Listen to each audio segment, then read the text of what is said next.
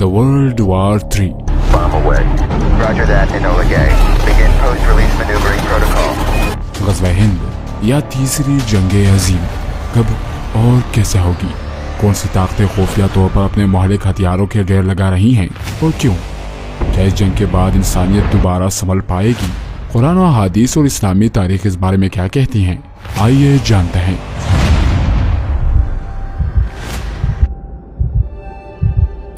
गुज़िश्ता 25 सालों से ये दुनिया जिस तेजी के साथ जंगो जदल कत्लो गारत और खौफ व दहशत के माहौल की तरफ बढ़ रही है, पूरी इंसानी तारीख में कभी ऐसा नहीं हुआ। 20वीं सदी जो कि 2 आलमी जंगों के साथ साल लातादाद जंगों का शिकार रही, उस सदी में भी कभी दुनिया इस तरह मुसलसल सुलगती नहीं रही, बल्कि इन जंगों के आगाज से अंजाम तक मुख्तलिफ ममालिक की अफवाज एक दूसरे के खिलाफ लड़ते रहे और फिर एक दिन इन दोनों में से एक के गिरोह को फतह हासिल हुई। लेकिन इन गुज़िश्ता 25 सालों से जो इलाके मुसलसल जंग का शिकार है, वहाँ गली गली और घर घर में आग लगी हुई है, दहशत रक्स कर रही है और खौफ के साए फैले हुए हैं। मिस्र, यमन, शाम, फलस्तीन, इराक और अफगानिस्तान के इलाके इस मुस्तकिल जंग के गिर्द में लिपटे हुए हैं। यूँ तो ये जंग 11 सितंबर 2001 के वर्ल्ड ट्रेड सेंटर पर हमले से शुरू हुई। अफगानिस्तान और इराक से होती हुई 2011 के आसपास अरब ममालिक में अवामी बेहदारी के लहर में दाखिल हो गई और कई सालों से खामोश जिंदगी गुजारने वाले ममालिक आग और खून के दरिया में डूब गए। लेकिन इसके पसे मंजर में एक तारीख है। अगर दुनिया के नक्शे पर गौर करें तो ये मैदान जंग सिर्फ और सिर्फ मुसलमान ममालिक की सरजमीन पर है। वो जो सैयदुल अंबिया सल्लल्लाहु अलैहि वसल्लम की अहादीस और कुरान की तालीमात की रोशनी में अपने हालात हाजिर को परखते हैं, वो आज इन हालात को देख कर पुकार उठते हैं कि सच कहा था मेरे नबी सल्लल्लाहु अलैहि वसल्लम ने। ऐसे उलमा और मॉडर्निज्म के मारे हुए लोग जो आज से चंद साल पहले तक रसूलुल्लाह सल्लल्लाहु अलैहि वसल्लम की उन अहादीस को जो आखिरी जमाने के बारे में है झूठ ही समझते थे, उनमें से अक्सरियत आज खुद हैरान है और सोचते हैं कि यह तो सब कुछ वैसे ही होता चला जा रहा है और उन्हीं इलाकों में हो रहा है जिनकी खबर दी गई थी। इस आखिरी दौर के बारे में रसूलुल्लाह सल्लल्लाहु अलैहि वसल्लम इस कदर परेशान थे कि आप सल्लल्लाहु अलैहि वसल्लम अपनी हर नमाज में ये दुआ मांगते थे कि अल्लाह मैं जहन्नम के अजाब से, कब्र के अजाब से, मौत और हयात के फितने से और दज्जाल के फितने के शर से तेरी पनाह मांगता हूँ। सहाबा की पूरी जमात और इनके बाद आने वाली उम्मत भी इस फितने के लिए परेशान रही और इससे निजात की दुआएं मांगती रही। अमूमन ये सवाल किया जाता है कि अगर दज्जाल का फितना इस कदर बड़ा था तो इसका जिक्र कुरान में वजाहत के साथ क्यों नहीं? उलमा ने कुरान पाक की बाज़ आयात से इसका मफ़हूम निकालने की कोशिश की है, लेकिन जिस तरह आज के फितनों और जंगों से मुतालिक रसूलुल्लाह सल्लल्लाहु अलैहि वसल्लम की अहादीस की हक़ानियत इस दौर में रोज़े रोशन की तरह वाज़े रही हैं, लगता है अल्लाह ने दज्जाल का जिक्र कुरान में इसलिए नहीं किया ताकि उन लोगों को गुमराही में रहने दे जो अल्लाह के रसूल सल्लल्लाहु अलैहि वसल्लम की अहादीस को जुटलाते रहे और उनको गढ़े हुए अफसाने करार देते थे। ऐसे लोगों के बारे में मेरे आका सल्लल्लाहु अलैहि वसल्लम ने फरमाया, देखो हो सकता है कि मेरी हदीस एक आदमी के पास उस वक्त पहुंचे जब वो अपने तख्त पर टेक लगाए बैठा हो। हदीस सुनकर वो कहने लगे कि हमारे और तुम्हारे दरमियान अल्लाह की किताब है, जो चीज इसमें हलाल है इसे हम हलाल समझेंगे और जो चीज इसमें हराम है उसे हराम। जिस चीज को अल्लाह का रसूल सल्लल्लाहु अलैहि वसल्लम हराम करार देता है वो उस चीज के माने हैं जिसे अल्लाह हराम करार देता है। दज्जाल की आमद की हक़ानियत और सैयदुल अंबिया सल्लल्लाहु अलैहि वसल्लम की अहादीस की सच्चाई की एक दलील इस हदीस में भी मौजूद है कि आप सल्लल्लाहु अलैहि वसल्लम ने फरमाया, खुलासी का दिन जानते हो? आप सल्लल्लाहु अलैहि वसल्लम ने ये बात 3 मरतबा कही। आप सल्लल्लाहु अलैहि वसल्लम से पूछा गया कि खुलासी का दिन कौन सा है, तो आप सल्लल्लाहु अलैहि वसल्लम ने फरमाया, दज्जाल आकर ओहद पर चढ़ जाएगा और मदीने की तरफ आंखें दौड़ाकर अपने साथियों से कहेगा कि ये सफेद महल देख रहे हो, ये अहमद सल्लल्लाहु अलैहि वसल्लम की मस्जिद है। फिर वो मदीने का रुख करेगा, इसे मदीने के हर सुराख पर एक फरिश्ता मिलेगा जो तलवार लिए होगा। फिर वो सलाबी नाले के किनारे जमीन की तरफ आएगा, वहाँ खिमजन होगा। मदीने को 3 झटके लगेंगे जिसकी वजह से मुनाफिक और फासिक मर्द और औरत निकलकर दज्जाल की तरफ आ जाएंगे। वही खुलासी का दिन होगा। इस हदीस में रसूलुल्लाह सल्लल्लाहु अलैहि वसल्लम का मौजज़ा और हक़ानियत देखे कि आप सल्लल्लाहु अलैहि वसल्लम 200 साल कबल जब मस्जिद नबवी सिर्फ खजूर की शाखों से बनी हुई थी, दज्जाल की आमद के वक्त इसे एक सफेद महल के तौर पर बयान किया है। आज ये बात हरफ बहरफ हक नजर आती है कि वो मस्जिद नबवी सफेद संगे मरमर का महल दिखाई देती है। इस उम्मत के उलमा ने सदियों से आने वाले इस दौरे फितनी के पेश बंदी और इससे निजात या इस दौर में ایمان کی حفاظت کے لیے قرآن پاک اور حضور صلی اللہ علیہ وسلم کے احادیث سے رہنمائی لی۔ ان علماء نے ایک معاملے میں خاصی محنت کی کہ معلوم کیا جائے یا اندازہ ہی لگایا جائے کہ یہ دور فتن یا معلومات کبریٰ یعنی بڑی عالمی جنگ، دجال کی آمد، سیدنا مہدی کا ظہور اور حضرت عیسیٰ علیہ السلام کے نزول کا زمانہ کب تک ہوگا۔ اس پورے علومی کام کا خلاصہ اس امت مسلمہ کی عمر کے بارے میں مختلف کتابوں سے ملتا ہے۔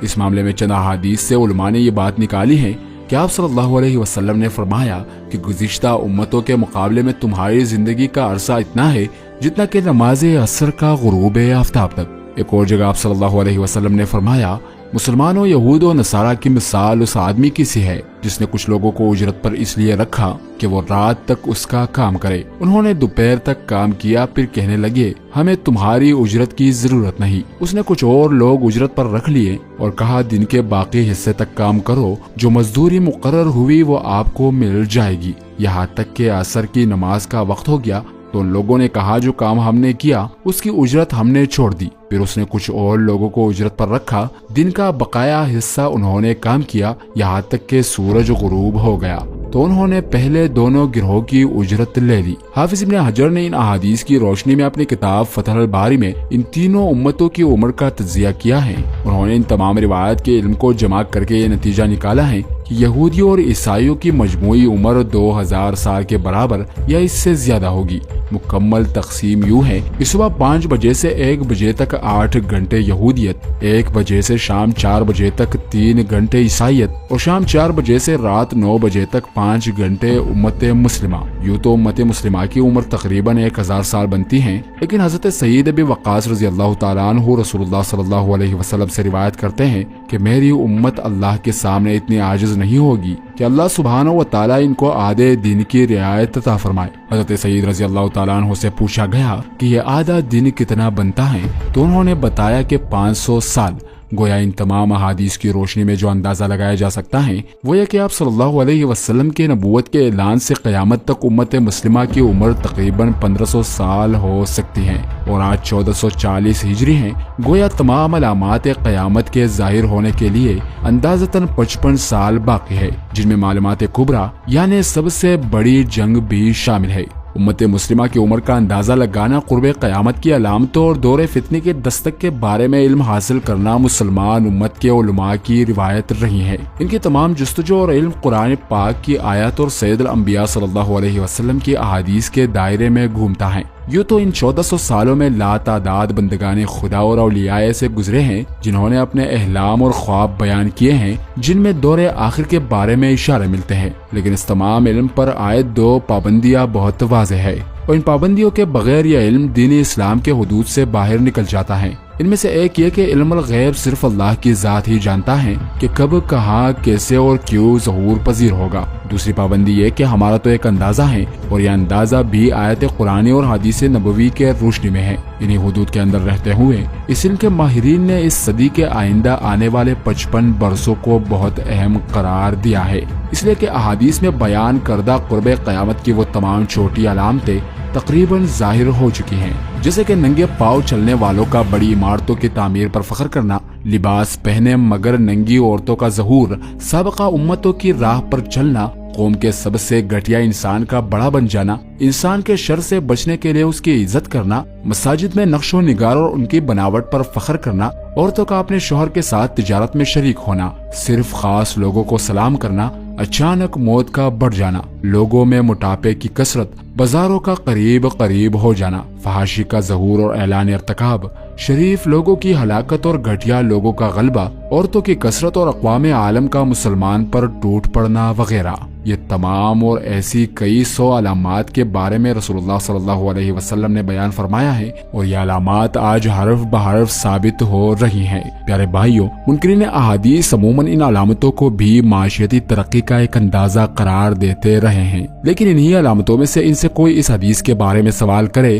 کہ عرب کے ننگے پاؤں پھرنے والے چراہا آسمانوں کو چھوتی ہوئی عمارتوں میں ایک دوسرے سے مقابلہ کریں گے، اور پوچھے کہ کیا 1400 سال پہلے کوئی یہ کہہ سکتا تھا کہ تہذیب سے کٹے ہوئے اس خطے میں اچانک تیل نکل آئے گا، دولت برسنے لگے گی، اور پھر 160 یا 170 منزلہ عمارتوں میں مقابلہ ہوگا، تو یہ ایسے ہو جاتے ہیں جیسے ان کی منہ میں زبانیں ہی نہیں۔ خیر ایسی ہی ہر حدیث نبوی صلی اللہ علیہ وسلم کے بارے میں ہے جو وقت کے ساتھ ساتھ ایک واضح سچ کی طرح روشن ہوتی جا رہی ہے۔ ان تمام چھوٹی علامتوں کے بعد اب یوں لگتا ہے کہ ہم اس دور میں داخل ہو چکے ہیں جس میں قیامت سے پہلے بڑے بڑے فتنے ظاہر ہوں گے اور ایک آخری بڑی عالمی جنگ ہوگی جس کی وجہ سے دنیا کا بیشتر حصہ صفائے ہستی سے مٹ جائے گا اور دنیا سمٹ کر واپس ان علاقوں تک محدود ہو جائے گی جہاں سے ابراہیمی مذہب کے سرچشمے پھوٹے تھے۔